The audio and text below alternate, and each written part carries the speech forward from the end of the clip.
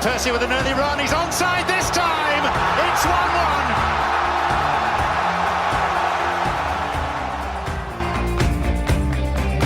Andre Schürrle, it's 7! It's Mario Götze! What a goal! What a goal to win a World Cup! Welcome back to the Beermat World Cup podcast. We're getting with you every day, all the action that you need to hear when you need to hear it. Also, when you don't need to hear it, because you could possibly be listening to this in about 3 years' time out of context, and I'm not going to dispute the people that do that. It's a special episode today because most of the times we've done this, I've either been absolutely hammered or joined by a few people. This time, I'm sort of both. So, Yep. Alongside me is Adam Barrett, and we are covering the at the very first stage of this. I have a feeling, the intellectual and conceptual coverage of the latter two games today may be less intelligent than the rest of this. Let's get straight to it. England 6, Panama 1. Where do we go for that? We're happy, aren't we? Yeah. Well, you want some intellectual conversation about what happened. I'll give it you. They're crap. We dicked them. That is all the intellect you need. It's a very rare situation where there's a clear discrepancy between the quality of the teams, and you're like... Especially in the World Cup. Yeah, it's like, we should beat them comfortably. But with England, you never win a game comfortably. Like 2006, Trinidad Tobago, 0-0 till 10 minutes to go, then we won 2-0. 2010, Algeria. It was probably the worst England game I can remember seeing, apart from the ones that we lost. But today, domination.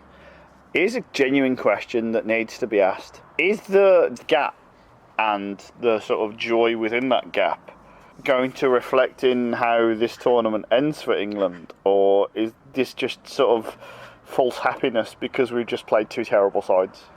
I think in terms of a group stage, it was always the situation beforehand that we knew we had a good group.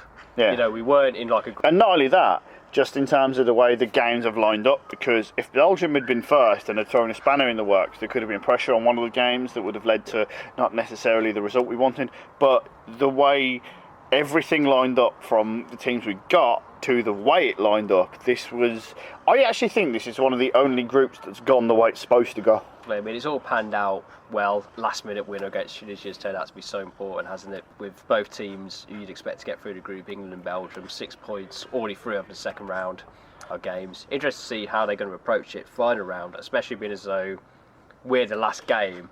So we already know the route after this everybody else. Could literally turn into a game of who wants the most bookings. Yeah, but just to see which team each side's put out, whether they go for momentum, whether they play some reserves trying to go second. I mean, I've had to think about this. In a tournament whereby no one is actually playing particularly well, really, I'd go all out to win this group. I'd play the best team available as possible against Belgium.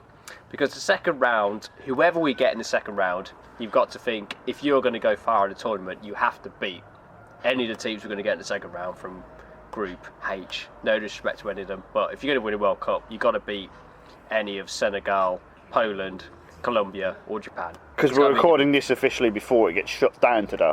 Yeah, so any of them you got to beat if you go to World Cup. Then quarter-final, okay, the fear was we're going to play Germany. Or Brazil. None of them have played particularly well. I think, send a statement out. I mean, it's like harking back to the glory days. Euro 96, 4-0 up at Holland at half-time. Holland scored a goal in the second half, but get that statement out of a good old-fashioned shoeing against Belgium. I agree with that statement, but in this game, because I actually mentioned this to you as the game was going on, in the sense of, if you brush aside a lesser side, when you play someone of a higher quality, you're less worried because you just go, okay, we can score goals. We know we can score goals because we score goals against these.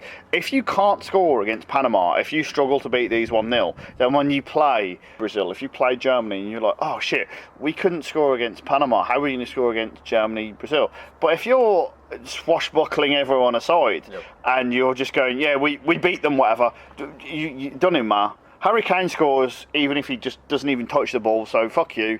So when you play a bigger side, it takes the pressure off because no one's looking at it going, shit, if we concede, that's your lot. If you're going in terms of teams in this tournament so far who've just given the teams a good smacking, England, Belgium. That's it. So, and again, that kind of lends itself to the draw. I genuinely don't know how good England and Belgium are in respective to the rest of the teams in the tournament. What I do know is there are infinite amount of teams, I say infinite, 6, that would change themselves instantly with England or Belgium. Yeah, I mean, it's going to be interesting to see how the teams line up final game. I mean, I think we got momentum. I mean, you can say it's only Panama, but all sorts of records breaking. First time we scored 5 in a World Cup game, let alone 6. Biggest win, most goals scored by an individual in a group stage for England. Harry Kane now has 5. It's interesting. At the moment, he only has 5. By the end of this, when this podcast goes out, he's got 12. Yeah, he'll have claimed all 12. Yeah. The thing is that it's interesting actually because when Harry Kane said what he said before the Tunisia game, I was concerned with the idea of you don't need to put that on your back, mate. Why would you even say that? Because the moment you say that, put unnecessary pressure on himself, in my opinion. And what he's done since is just back it up in a way that, you would expect from the world-class superstars that we don't necessarily see Kane as, even though he scored that many goals. I mean, even if his World Cup ends tomorrow, 5 goals. You look at all the fabled scorers from England in the last 20, 30 years, like Rooney, for example, in particular, did nothing in a World Cup. No one since then. Going back, it's him, Gary Lineker, and Jeff Hurst, really. We spoke about this during the game, actually, in the sense of it doesn't even matter if he's a better player or not than what we've had. It's just this idea that, he just puts the ball in the back of the net. Yeah. He's already got himself in the pantheon of the top 3 England goal scorers in the World Cup. And whatever happens from now on in, and I wouldn't say this is potentially a whole squad level, but I would say this specifically for him. But I said this before, the previous podcast about Ronaldo, in the sense of, if he doesn't score in his next game, everyone doesn't panic, because with Messi and with Salah, who is now knocked out, obviously, and with certain other high-profile players, they have to perform in the next game. But as far as Ronaldo and Harry Kane are concerned, if they don't score in the next game, it's not the end of the world, because they're still high, they're still scoring. It's fine. They've got their goals as it is. You can't expect them to score every game.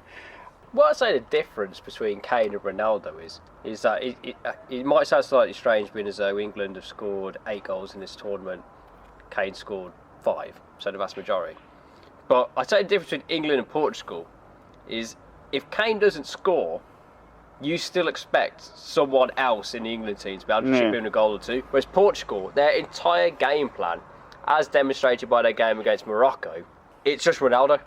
If Ronaldo doesn't score, no one else in that Portuguese team is scoring. I'd agree with that, but I'd give you this in stages. And this is my sort of sliding scale of World Cupness from what we've seen so far. If Harry Kane doesn't score, you kind of expect England to score, but I would still say opponent and level of quality in that. Johnson's. Right? Yeah, exactly, right. If Ronaldo doesn't score, then none of Portugal will score. But the level of opponent is slightly higher, level of what they face tactically might be higher. And then what I would say is, on the bottom rung, and I really hate to use this as an example, but Lionel Messi, everyone around you is worse, and every opponent around you is better. Well, Argentina is probably a whole different conversation for another podcast, but the demonstration between those 3 teams is, tactically Argentina are not set up to get the best out of Messi. Portugal set up to get pure Ronaldo, based on, in terms of his talent and in terms of his temperament as well. Ronaldo is the type of person who's like, this is just me. He's loving this. He's absolutely loving it. Ronaldo's the type of person, I don't give a shit about anyone else on my team. Make it all about me, and I will do it. And he does. And Kane for England is in this tournament. It sets up well. I never thought I'd say this. I hate the fact of the words that are about to come out of my mouth. But Harry Kane is the perfect mix of Ronaldo and Messi in this sense. He seems to rise to the occasion and be the individual, but he seems to also not be so individual that it's just him. Like, he scores, but at no point when you watch England do you think it's all about Harry Kane. Well, yeah, definitely. And that in this England team is absolutely perfect mix, as we've got other players who can make a difference. But in terms of England record over the last year, 2 years, he scores goals. Yeah, we said this as we were watching the game. I can't tell you a single thing he actually does other than score goals. And that's all you need. That's the currency in football, as it is. And he is on the goal standard of that currency. Indeed. He's getting cash for goals with David Dickinson. He's been doing it. But to be fair, even David Dickinson didn't need to step in to see what was going on today. It was just, Yeah, look, when Panama were 3-0 down, he stepped in and went, I know what the deal is for you. And then he just walked away. Yeah. He already knew. Yeah. We're going to get back to you, more specifically, I'm going to get back to you after the Senegal-Japan game and the Poland-Colombia game.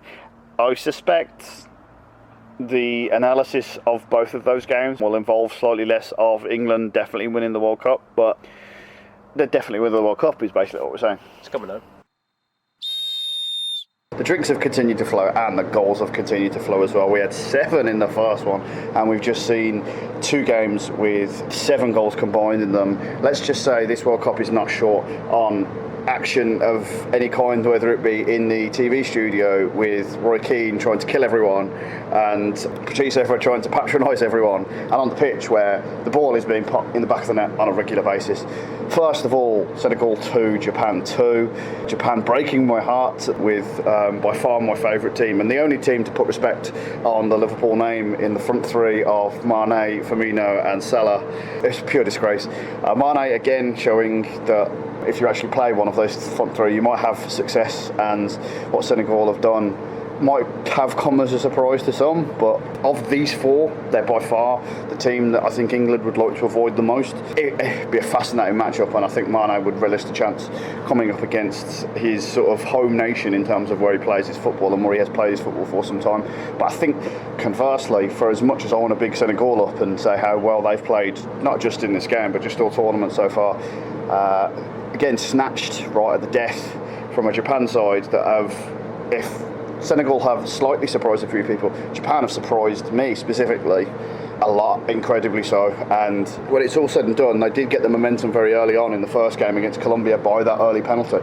Talk about taking it and running with it, accepting gifts. It turns out that gift wasn't necessarily 3 points, as a sense that they still had to work very hard in that Colombia game, and they've done it in this game again. There's a huge difference in those last half an hours when you're 1-1 against Colombia and you're 2-1 down against Senegal. So there's a difference between being able to want to do it and doing it, and Japan have shown, all the power in the world to them. And another quick note as well, actually, Japan with I don't think I've ever seen an offside trap executed as perfectly as that. That's pure football porn right there, I'll tell you. You would actually back them now to qualify for this group, playing up against a very lacklustre Poland side that we've just seen be absolutely torn to shreds by Colombia. These were the top seeds, remember, and these are going to end up finishing bottom of the group, I would say, almost certainly. I'm struggling to find the words of what you do with, talking about accepting a gift. Lewandowski's not, all he's had to accept is shit, and it's frustrating for him and for Poland, no doubt, against a Colombia side who, coming off the back of that, what they would have felt hard done by in the Japan game. And James Rodriguez, man, he loves World Cups. He absolutely loves the World Cup. The stage is set for him, and he's ready to announce himself to the world all over again. I read a comment that said if Real Madrid were in the midst of panic buying a forward from the World Cup that suddenly performs well out of nowhere, James Rodriguez, man, this could be the second time they've done that. And Falcao, it must be frustrating for Chelsea and Man United fans to watch the idea that a player who was dead on his feet or on his knees maybe because he had none left is able to sort of bring this back and sort of drag Colombia up. And again, as I said, England would not want to face Senegal. The 2 sides that will qualify from this group, whether it be 2 from Japan, Colombia and Senegal, on their day, that's going to represent a challenge regardless. And now Colombia have the wind in their sails. That game against Senegal is going to be fascinating on the last day. I'm quite breathless. We've witnessed, it's been a long day, sitting in a public house and enjoying a beverage or 2 with breaks in between, just going out in the sun and enjoying more beverages. It's been great, and unfortunately we have to raise a glass in memoriam to the idea that there are no more 1 p.m. games, which is really disappointing from my point of view. But we do get 4 games a day now, because the group stages are about to close tomorrow, and this is when the World Cup kicks into second gear. We've got a big week coming, and stay tuned for it.